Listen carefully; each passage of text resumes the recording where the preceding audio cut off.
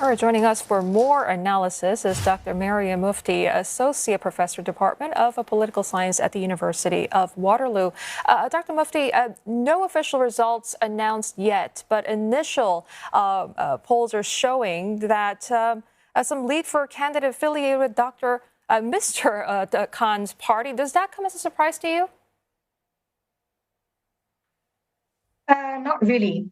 What was predicted was that if the electoral turnout is going to be healthy, and there are reports that the electoral turnout was quite healthy, that the Pakistan Tehreek-e-Insaf backed candidates might actually pull off a surprise victory. So the fact that in Khyber Pakhtunkhwa province, where the results were being announced, that PTI candidates are leading in some of the races, that is certainly not a surprise. Please also bear in mind that the PTI was in government in Khyber Pakhtunkhwa province at the provincial level, and that could also have impacted the electoral results that we're seeing thus far. Dr. Mufti, I want to ask you about the turnout. Apparently over 50%, that's what we're hearing. And this is happening despite the fact that we had the outages, the internet went down, the lines were shut down as well. Does it say something to you about, voter participation and I suppose voter interest, in this particular election? I mean, what it says to me is that the PTI, that is Imran Khans party, was in fact the most popular political party in the run-up to the election, and that the voters have actually come out to support their preferred political party. That's what it says. Besides that, I think the electorate in Pakistan it has generally been so disheartened by the allegations of corruption, by the fact that this election was being referred to as a selection instead of an election where the military had already predetermined the winner, that I think voters have come out to show that they had a choice and that they were going to exercise their choice. And Doctor, as you mentioned, the election was obviously marred by controversy, violence, and communications blackout. But will the election finally sort of usher in some stability in the country, or are we bracing for continued turmoil and violence in its aftermath? We might be bracing ourselves for continued turmoil, at least definitely in the short term, because Pakistan's economic situation is not very stable.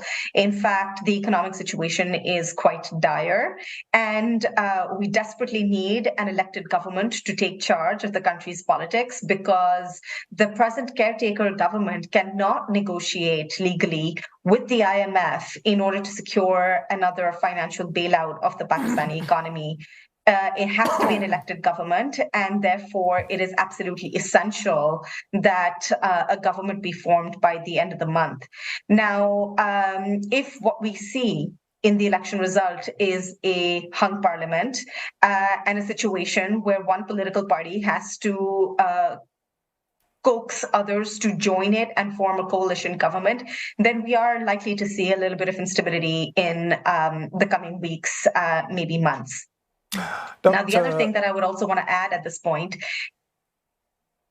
Please go on. Sorry. The other thing that I just very quickly wanted to add was the economic situation in the country is very, very difficult. And the cost of living crisis is really going to impact the citizens regardless of who is elected. Dr. Mufti, we just want to go back quickly to the projections right now. The turnout, we know, above 50%. All parties apparently sounding very confident right now. I just want to ask you about the possible coalitions that might be formed. You did say that there might be, the possibility of some instability, given that they might have to form some coalitions with the smaller minority parties. Can you describe some of the possible combinations ahead? Well, I mean, I think whoever wins, regardless of whether it is the PTI, the PPP, or the PMLN, I think their first option would be to turn to the independent candidates. And there's a large number of independent candidates contesting these elections. So that's one possibility. The other is that whoever wins the province of Punjab is probably going to court the politicians from the south of Punjab. Those politicians have typically contested elections as independent candidates, but many of them this time have also participated under the party Istikame Pakistan Party, led by Jahangir Tareen, who's an ex-member of the PTI. And it is likely that the seats that this party wins will join up with the political party that forms the government. And Doctor, I'm curious, what's next for Imran Khan and his party? I mean, the military has really gone after the PTI. In fact, it is quite unprecedented what we have seen happen to the PTI in just a short 6 months since the arrests of Imran Khan back in May 9th, 2023. So is the party over?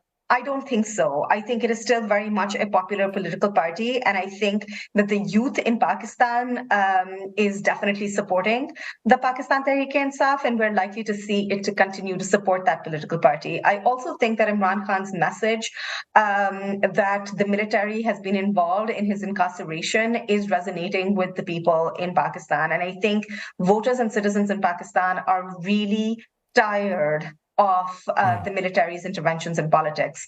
The military in Pakistan likes to control the narrative. And this time around, it is not being able to control the narrative as successfully as it has done so in the past. And it remains to be seen whether or not this is likely going to cause the military to take a back seat and perhaps let electoral politics play out in the country. But this remains to be seen whether the military-backed candidate, Nawaz Sharif, as many are claiming him to be, wins the election or not. Okay, so it begs the question then, if TPI actually wins the party and nominates its own candidate to be prime minister, will this person be allowed to finish his term? Probably not. So far, no prime minister in Pakistan has successfully managed to complete their electoral term. And I think if that individual falls out of favor with the military, it's going to be very difficult to actually continue to complete the term. It's not just the military. There's other institutions that are involved in the so-called establishment of Pakistan, the so-called deep state in Pakistan. And I think that if the military is not backing a candidate, it's likely going to be very difficult for a civilian politician to continue in power. All right, Dr. Mufti, thank you very much for your time and your insight this morning. Dr. Mariam Mufti, Associate Professor of Department of Political Science at the University of Waterloo.